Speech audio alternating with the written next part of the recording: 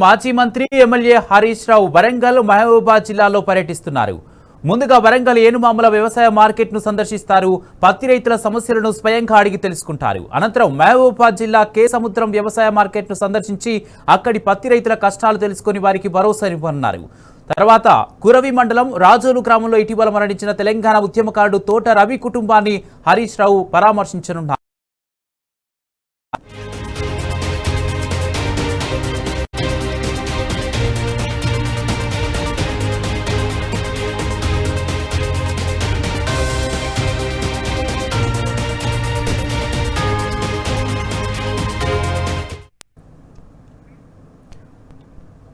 మాజీ మంత్రి ఎమ్మెల్యే హరీష్ రావు వరంగల్ మహబూబాబాద్ జిల్లాలో పర్యటిస్తున్నారు. పర్యటనకు సంబంధించి పూర్తి అప్డేట్స్ మా ప్రతినిధి రాము లైవ్ ద్వారా అందజేస్తారు.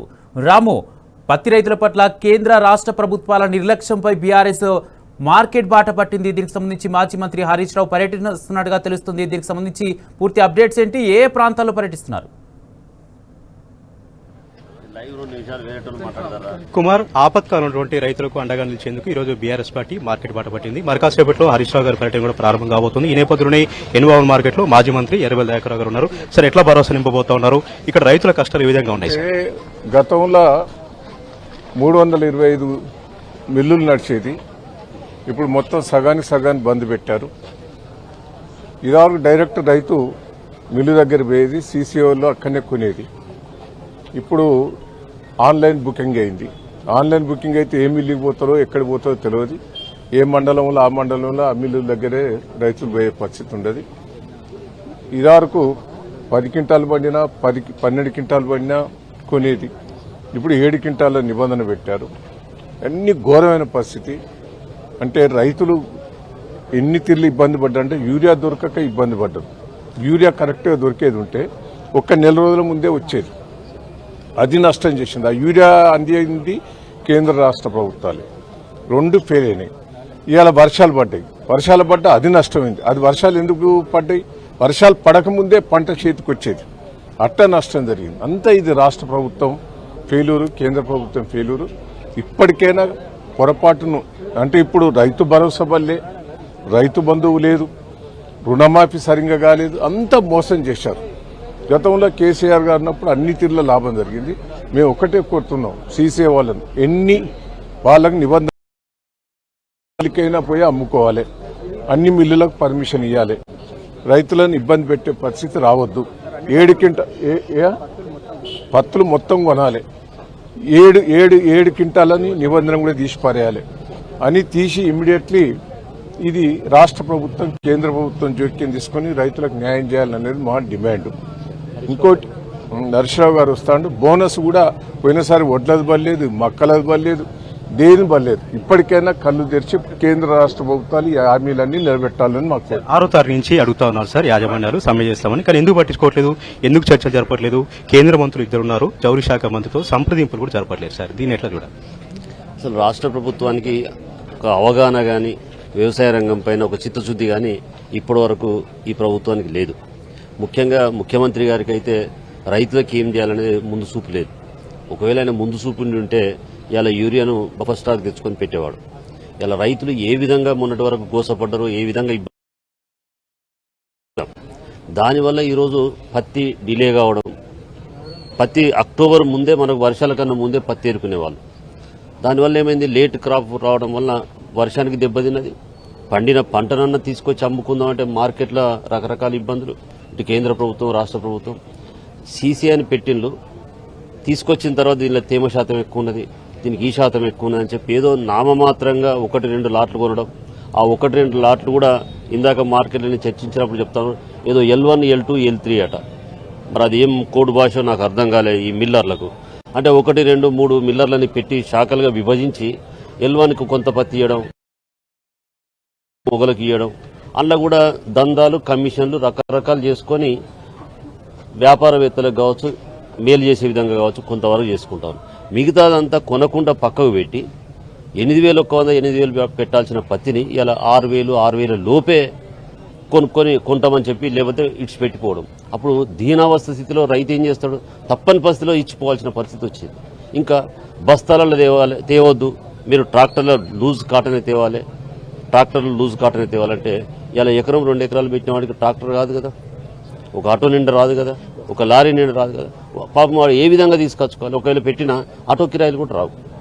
ఇలా ఏరిన కూళ్ళు వస్తలేవు, తీసుకొస్తే ట్రాన్స్పోర్టేషన్ వస్తలేదు.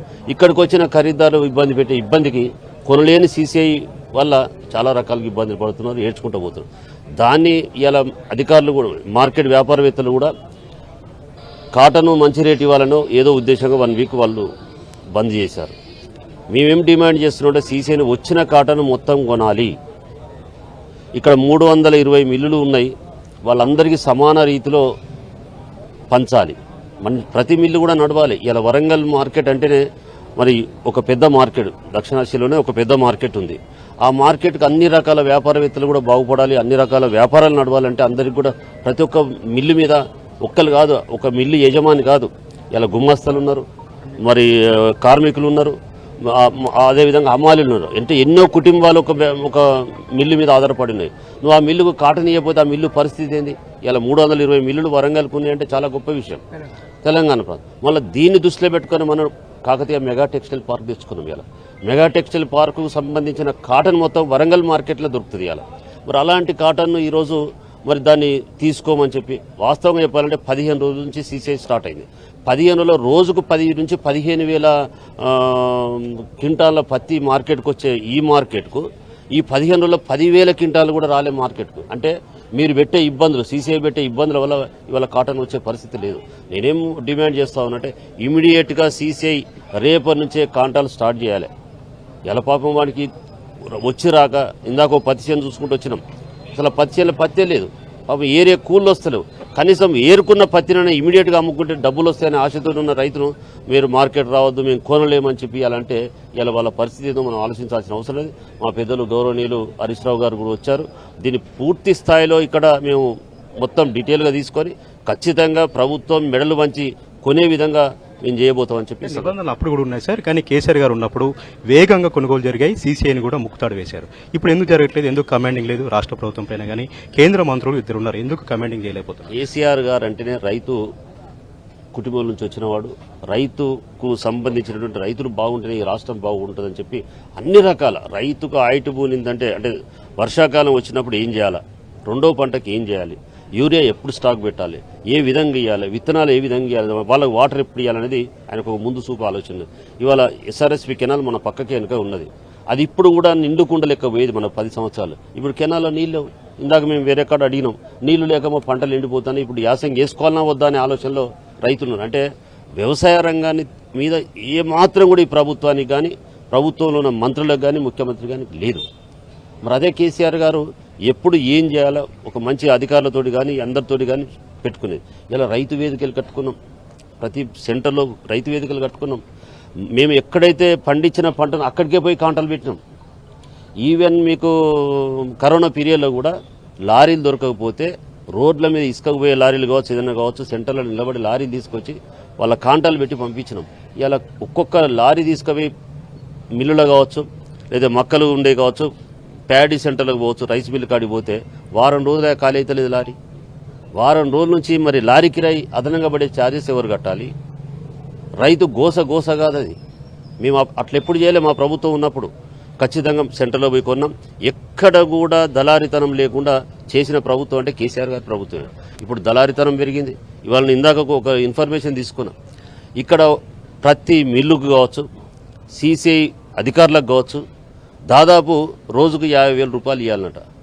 అది ఇస్తేనే ఇక్కడ కాంటాలు అవుతాయట. అదేం లెక్కో మాకు తెలియదు, దాన్ని కూడా తెలుస్తాం. దాన్ని ఖచ్చితంగా విజిలెన్స్ వాళ్ళకి ఇస్తాం, విజిలెన్స్ అధికారులకు ఇస్తాం. ఆ దళారితనం ఏంది, ఈ పర్సెంటేజ్ మొత్తం తేల్చే వరకు వదిలిపెట్టమని కూడా ఈ సందర్భం తెలియజేస్తాం. ఈ విధంగా బీఆర్ఎస్ పార్టీ కార్యకర్తలు నాయకులందరూ కూడా ఎదురు చూస్తూ ఉన్నారు హరీష్ రావు గారి పర్యటన విజయం చేసేలాగా. ఖచ్చితంగా రైతులందరినీ కూడా ఏకతాటిపైకి తీసుకొచ్చి పోరాటం చేస్తాం, సీసీఐ మెడలు ఉంచేలాగా, కేంద్ర రాష్ట్ర ప్రభుత్వాలపైన ఒత్తిడి తెచ్చేలాగా పర్యటన అంతా కూడా ఉంటుందని చెప్తున్నారు. ఖచ్చితంగా మిల్లులకు సంబంధించిన సమస్యను పరిష్కరించాలి, వెంటనే పత్తి కొనుగోలు ప్రారంభించాలని కూడా బీఆర్ఎస్ పార్టీ నాయకులు డిమాండ్ చేస్తున్నారు.